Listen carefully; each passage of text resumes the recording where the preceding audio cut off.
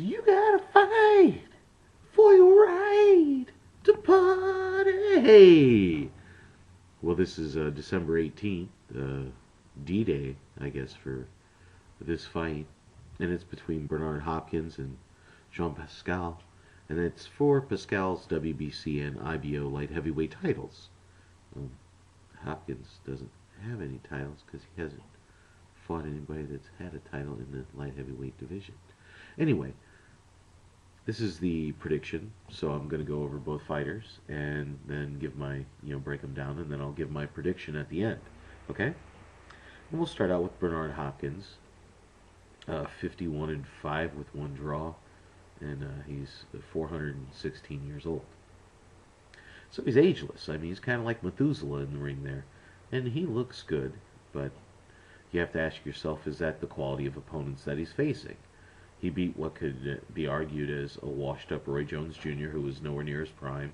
But then again, Hopkins nowhere near his prime, so I give him props for that. Not big ones, but enough, and the last real fighter that he fought spanked him, and that was Calzaghe. But let's look into it. He's 6'1", 75-inch reach, roughly about the same as Chad Dawson was. He's a master defensive fighter. This man has forgotten more about boxing than most fighters know. He's adapted his style to go with his age and abilities. So that Philly shell shoulder roll thing, is beautiful. The way he works it and the way he's managed his style over the years. He's a great counterpuncher, and he does have deceptive power. He didn't get the name the Executioner because he just walked to the ring with a funny hood on his head. This man can bang, or he could bang, or used to bang, or he used to smack, bang a gong. I don't know. He used to do that stuff. So, however, it's been 6 years. 6 years and 9 fights, and he hasn't had a knockout in any of those.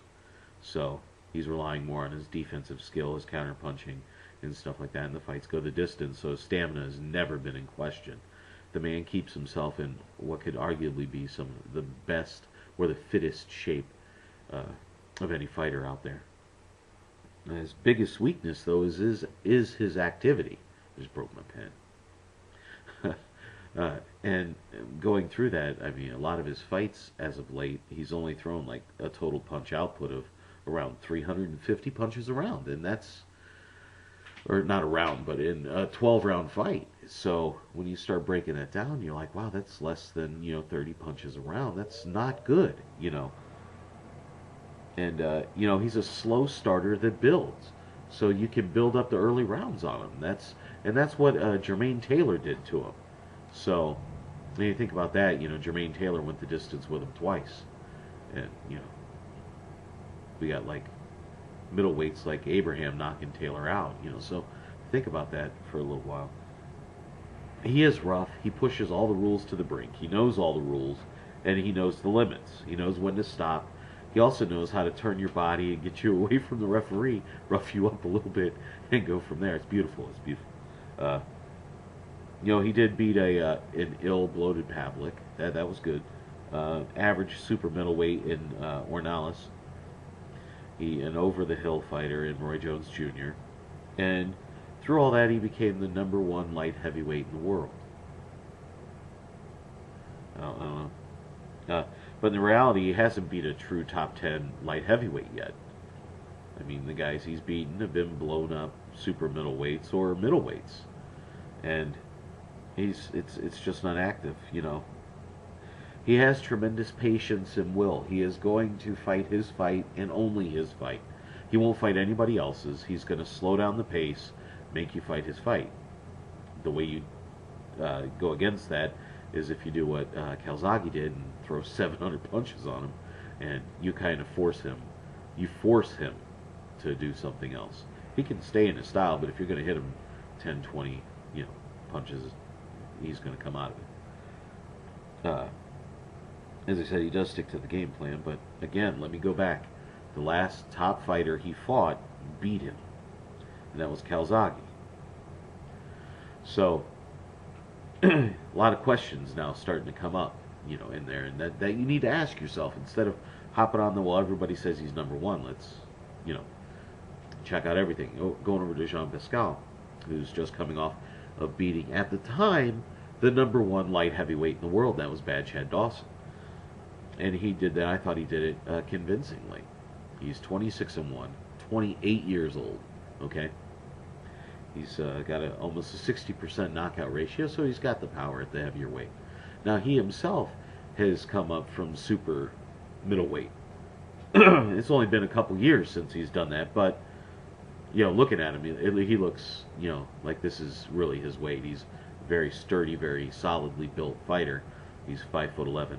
He's got the 72-inch reach, so he gives up 2 inches in height and 3 inches in the reach advantage to Hopkins, but that's exactly what he gave up to Dawson. Now, as I said, that shoulder looks healed. He did have a bit of a shoulder problem, which had me wondering going into the Dawson fight, which I wrongly predicted, that I thought would affect him, and it didn't at all. The shoulder looked completely healed. He looked like he was able to do what he wanted to do: get in, get out, throw the combinations, cause some havoc there with Dawson, not let Dawson just sit back and wait. So he got the 11th round technical decision over Dawson. And Dawson now is number 3. So he has beaten a top light heavyweight in his prime that had the title. Pascal has the WBC and the IBO. I don't even know if you can consider the IBO a title. Just throw that out there too. He has decent power. He does have very good speed. His hands are a bit low, and he drops them when he backs up. But in the Dawson fight, it looked like he was keeping his D up a little more. He was keeping his hands up. But when he gets wild, those hands do go down, and he does have a tendency for that. He's got good head movement, and he's got quick feet because he can get in and get out. He's got that speed. He has a decent jab, works the head and body with it, and he throws combinations. He doesn't throw one shot here, one shot there. He will actually throw 3, 4, 5 shots. So that's good to see too. He is open to counters, so that's going to be a downer for him. He doesn't work well against the jab, and Hopkins can and will study his opponent and use those against him. His D does look improved over his past fights, and he pushes the pace. He doesn't let you just sit down and decide, well, okay, I'm going to sit here and counterpunch all the time. He throws enough that you're going to have to get busy with him, or you're going to get smacked around a little bit. He can keep to the game plan, but again, you have to worry about the injuries. Injuries are always going to be a factor with him. He's hurt his elbow and he's hurt his shoulder in fights, and not the same fight. They've been different fights. So is he going to stay together the entire fight? And I would say yeah. I think he will, but we'll have to see about that. And he's more active. He does throw about 60 to 70 more punches a fight than Hopkins does. The Dawson fight, he threw 430, but that was only over 11 rounds. He didn't have the 12th round, so you're probably looking at more closer to 480. Yeah. Okay? So, now, prediction, right? Looking at this, I think this is it. I think Hopkins finally hits that wall. I think he's finally got one of the big fights he wanted. And this is it. I think age finally wins out. Or loses out. However you want to look at it. And I don't think Pascal knocks out Hopkins. Hopkins, I don't see that. He's got a solid dome. I don't see Hopkins get knocked out in the fight. But I do see it, Pascal winning a unanimous decision. I think he wins the early rounds, carries it. Hopkins figures him out in the middle ones, but it's not enough to overtake him. And he takes it by a unanimous decision. Can't believe I said that. Okay, well, hey, this is the Bigragu. Please comment, rate, subscribe. Let me know. Alright? Alright, you all take it easy, alright? I'm going to Chicago. I'm out.